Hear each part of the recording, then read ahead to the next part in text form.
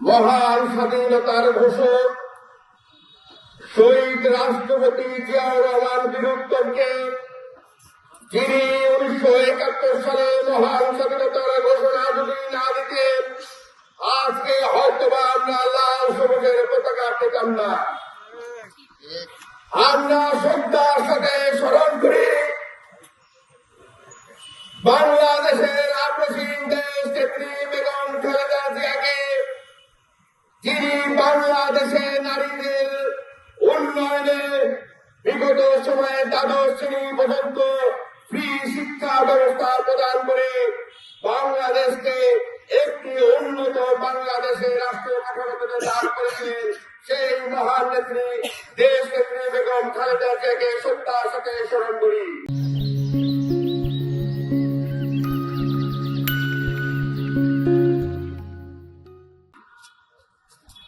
আমরা শ্রদ্ধার সাথে স্মরণ করি মহান মুক্তিযুদ্ধের সময় ছোট্ট শিশু আমাদের মাননীয় সাংগঠনিক অভিভাবক বিএনপির মাননীয় ভারপ্রাপ্ত চেয়ারম্যান জনাব তারেক রহমানকে, যিনি পাক বাহিনীর হাতে সপরিবারে বন্দী অবস্থায় রয়েছিলেন, সেই মহান নেতা, যিনি আজকের এই স্বাধীনতা বিজয় দিবসের চেতনা, মুক্তিযুদ্ধের চেতনা এবং জুলাইয়ের আগস্টের গণঅভ্যুত্থানের বাংলাদেশের মানুষের আকাঙ্ক্ষা প্রত্যাশাকে বুকে ধারণ করে একটি মানবিক সুন্দর বাংলাদেশ গড়ার লক্ষ্য নিয়ে ঐক্যবদ্ধ ভাবে বাংলাদেশের সকল জাতিদের বাংলাদেশের জাতিদেরকে নিয়ে আজকে সেই মহান নেতাকে আমরা শ্রদ্ধার সাথে স্মরণ করি।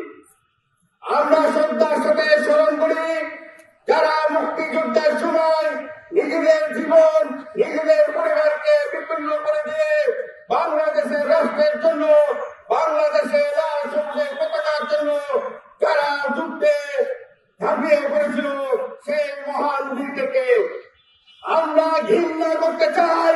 1971 সালে যারা বাংলাদেশের আমাদের নারী, আমাদের বাংলাদেশের জনগণকে নির্মমভাবে হত্যা করেছে, সেই সকল রাজাকার আলবদরকে আমরা ঘৃণা ভুলে তাদেরকে স্মরণ করতে চাই। সংগ্রামী নেতৃবৃন্দ, আজকে 54তম বিজয় দিবসে এখনো একটি পক্ষ যারা ভারতীয় দালাল, তারা ঘাটতি মেরে কিভাবে বাংলাদেশের সার্বভৌমত্বকে ধ্বংস করে যায় এই লক্ষ্যে ষড়যন্ত্রে লিপ্ত রয়েছে। আজকে আপনারা আমরা দেখেছি 17টি বছর যারা ফ্যাসিস্টের লুঙ্গির তলে রাজনীতি করেছিল, সেই সকল পাকিস্তানের দালালেরা পিপিলিকার পাখার মতন করে বাংলাদেশের বিপক্ষে যখন দাঁড় হয়েছে, সেই সকল রাজাকারদের বিরুদ্ধে ঐক্যবদ্ধভাবে রাজপথে থাকতে হবে।